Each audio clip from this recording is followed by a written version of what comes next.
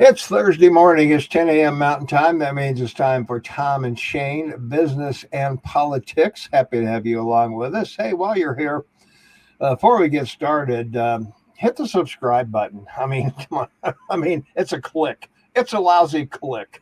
You just click the subscribe button, and uh, it's your chance of winning the lottery won't be diminished at all if you do that. So just go ahead and hit that subscribe button, ring the notification bell so you'll always be notified when we're on, and like us, leave a comment because YouTube really likes that kind of stuff. And of course, if you'd like to support us monetarily, we would love that. Hey, Patreon. There's a link in the description below as to how you can do that and the great benefits Shane and I will provide to you if you decide to support us monetarily. And come on, let's face it, there are some costs involved in doing this.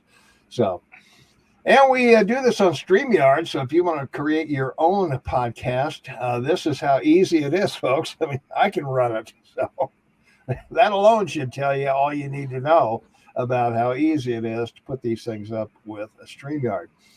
And today we're going to talk about mass migrations. Why the mass exodus from American cities? What is going on, Shane? How come everybody's bailing out of these big cities?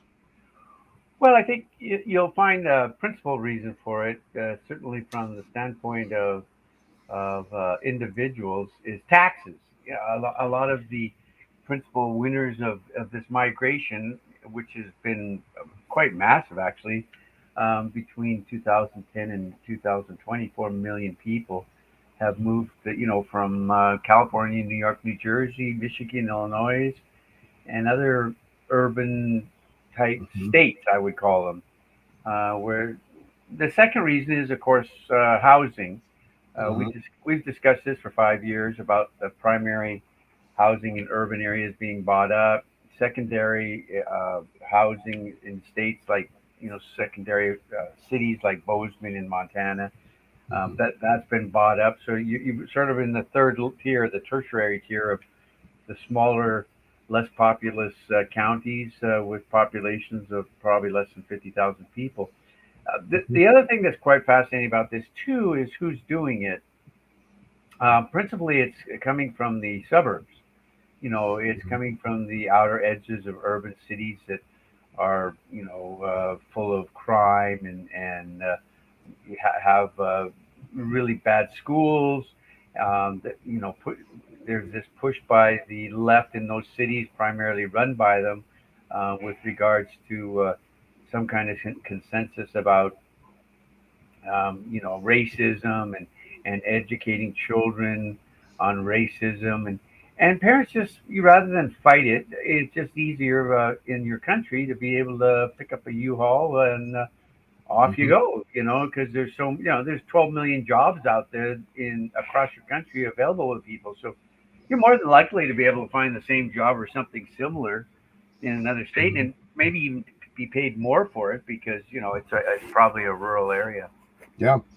Well, first time in 50 years, counties with an urban center and more than 50,000 or 250,000 people experienced negative growth as a category, Shane. And as you mentioned earlier, housing, affordability, spaciousness are two reasons for the shift away from American cities. And certainly the prices and crime and all of that enter into the picture because the average price of an apartment in Manhattan is $1 million. In Dallas, the average value of a house is 2,000 or 200,000. So a lot of people are looking at their situation. They're looking at how much money they have and how much they got to spend to live where they live. And you're right. I think the middle class, upper middle class, um, those who have the income to move are doing exactly what you said, finding a similar job or another job in their related field and getting the hell out of Dodge. Well, that's right, and quite the irony, of course, of this is, when you're looking up information about this, you learn, of course, the relative social representations of what the different areas called. The one that I found quite fascinating are what they call a micro areas. And micro areas are, as we said, it's defined as a county or a small city, or urban center of Hmm. up to 50,000 people. And the three micro areas that gained the most population in the last 10 years because of the last census, Kalispell and in Montana, and Bozeman, and then Jefferson's in Georgia. Jefferson is a city. County, Well, Jefferson it's a County. county, yeah, and Yeah, city. Yeah, yeah. but there's a city, Jefferson County, Jefferson City. It's in the northeast part of Georgia. It's about 78% black, but it's a lot of African Americans in Georgia or other places have moved to it because of the climate and the opportunity to buy a home for far less than what it would be in an urban center. I would think people would move to Georgia for the favorable voting laws. That's right. Well, wow, what a bet and $1 billion tax refund by the state back to the people Yeah, of the state of Georgia. That's pretty cool. yeah, yeah. Well, excuse me, New York, Los Angeles, San Francisco, Chicago top the list of cities losing residents. New York, 328,000 inhabitants, according to the last census. Montana picked up another representative because of this movement around the nation. Los Angeles lost 176,000. San Francisco, I'm not sure why everybody didn't move out of San Francisco, but I don't know. They didn't. And of course, Chicago lost about 90,000. So yeah, a lot of movement here, Shane, and crime, housing, inflation, um, yeah, the COVID. When people are told dress down when you come to work, uh, what does that tell you? don't don't put on your best clothes. Don't wear your jewelry. When you come to work because you'll be robbed. Well, I think one important aspect of this too is governance. When people over the last 10 years certainly have listened to Republican governors, which the majority of states are run by governors. In most of rural America is run by Republicans, that they can cut taxes, still grow the economy in their state, still have all the major services provided that people would expect, and they're stuck in a blue state where all these issues are abundant that we talked about, from crime to drugs to everything else in education, but more importantly, continuing the rising taxes, and they see the waste and corruption in their states by the same party for you know 2 decades, maybe 20, even 30 years. It's Americans at some point, they get it right. Like Churchill said, that Americans may not get it right at first, but when they get it, they get it right. And now they're making that choice. They're saying, well, there's so many disadvantages here. I want to move, and to where I have much better opportunity for myself, my family, and especially my children. Hmm. Yeah, that's the point. That um, we New York City has a new mayor, former police guy, and people are afraid to get on the subway. There's robberies on the subways. There was a story the other day about a mass shoplifting of stores, and nothing's being done about it. We know about Chicago. How many people were shot in Chicago over Memorial Day weekend? 40, Yeah, 40, they and set a and 9 people were killed. yeah, and 40 they set a people. record almost every holiday weekend in Chicago. But is anything done about it? No. I mean, nobody goes after the gangs. They got no bail. Um, you know, assaults on the street of older people. Asians are being targeted. Um, it's why would you want to live? You know, President Trump talked about shithole countries. Why would you want to live in these shithole cities? I Uh, just don't get it.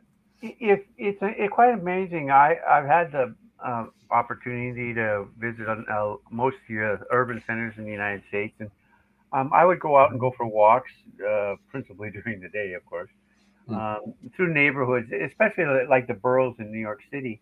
And of course, people are out on their stoops, on their steps, or sitting outside, and they're very friendly, and you just hi, and I'm a Canadian, which makes Mhm. it easier to talk to them, and Yeah. this is a wonderful place, and gee, where have you been? And 90% of the people in these urban cities that I have personally met in 30 years of Hmm. traveling, 90% of them would say never left the neighborhood. Yeah. Yeah. That's a Yeah. remarkable number. That to me, it was Yeah, they've never been 100 miles from home. yeah, exactly. Probably less than that for a lot of people. And Or even well, downtown Manhattan. If they oh were in yeah, yeah, Brooklyn or whatever, and they've never mhm, even been downtown, yeah, Manhattan. mhm, yeah. And Well, I and think they have a one of the biggest subway systems in the world. It's not like it's yeah, difficult to get there.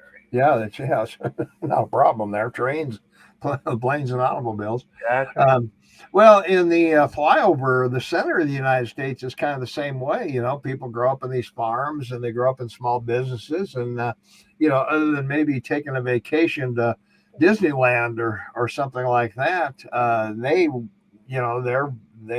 are born there, they die there. That would appear to be the case. Yeah, and that's why it's so remarkable Mhm. to see all these changes that are occurring Mhm. and occurring in a relatively short period of time. I mean, this is not, Mhm. a Yeah. decade is not a long time. I mean, we mentioned last week that one of the largest migrations was between 1910 and 20, when Mhm. 6 million people migrated from southeastern United States, mostly black Mhm. people, to northern cities. But rural counties today have 40% less population than they did in Mhm. at the turn of the century of 1900. That's because in 1890, 1900, 92% of the workforce was agrarian, Yeah. growing food. Mhm. And as the Industrial Revolution came along, people moved from the Yeah. city, and Mhm. then of course when the Great Depression occurred at the same time as the Dust Bowl and the drought in the rural areas, people went to the cities. So Sure. there was reason that or cause to move, that not by choice. Mhm. But this now the difference is today it's by choice. So Well, yeah, that's that's true. it's Yeah. impressive to see because they're not leaving your country. No, they're not. No. It's not like they're going to Mexico or I was going to Ecuador. say, yeah, there's not They're a, not going to Venezuela. They're not going to yeah, Colombia. They're not going to France or they're not. yeah, They're just picking up and going to yeah, another part of the country. yeah, that's true. Well, I was surprised as you were about, Jefferson in Georgia, Kalispell, and Bozeman being micro centers. You're talking about 50,000 population cities. And gain the most population. I think a lot of Bozeman is well, the Bozeman and Kalispell both are from parks. Glacier Park for Kalispell and Yellowstone Park, of course, for Bozeman. People come here and they see Bozeman, and hey, that's a pretty nice place. If we have to relocate, why not go there? Oh, We're yeah, but the other thing too is that there's unexpected consequences of this mhm, migration as well. And yeah, here's a really good one. Your continent, your country is on a continent that's so massive. It has every conceivable climate. hmm, From tropical to dense forest. yeah, Having said that, four of the most incredible states are along the Caribbean: Mississippi, Alabama, Louisiana, and Florida.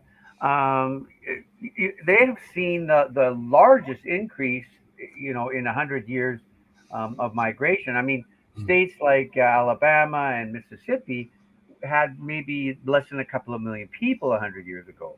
yeah, But because of the climate and the opportunity to live on the ocean, I mean, mhm, their populations have exploded to 10 to 20 million people in mhm, a state. And yeah, as you that's pointed true. out, in these cases over Mhm, time, they end up having more members of the House, and because it's mhm. predicated on every 10 years the census is done, and the population of your state. Yeah. Well, that's why Montana picked up a second representative, because Illinois hemorrhage people and New York hemorrhage people, and Chicago and some of these other places that we talked about. And And they went to Bozeman and Kalispell. yeah, well, I'm not sure why they went to Bozeman, because our median price here is about $1 million. It isn't it's not the burger flippers from Wendy's who are moving here. I would think. Yeah, but most of the numbers we're not talking about aren't today. These are people that moved to Bozeman 5 to 10 years ago. Yeah. You know, Well, I don't know. and that's where these numbers are so staggering. Yeah. It hasn't stopped. I mean, it continues. Yeah. People are Well, continuing. yeah. I would say we've had the COVID slowed down the building boom considerably, but it has escalated quite a bit in the past year and a half, I guess. So yeah, That's right. Yeah. it's become quite a thing. But the housing has gone up dramatically here in Bozeman and Kalispell too, I would imagine. That's right, and Mhm. it's a remarkable thing because California was always seen as the promised land of even the United Mhm. States. Yeah. But with what's happening there now, and the position the government's taking with homeless and drug situation, I mean, a do nothing government just Mhm. tends to drive people away. And Yeah. one thing as a party and as the leadership of a state is it's like a CEO. You want Mhm. your company or state to expand. Yeah. You want your company to hire more people, your state to Hmm. have immigrants.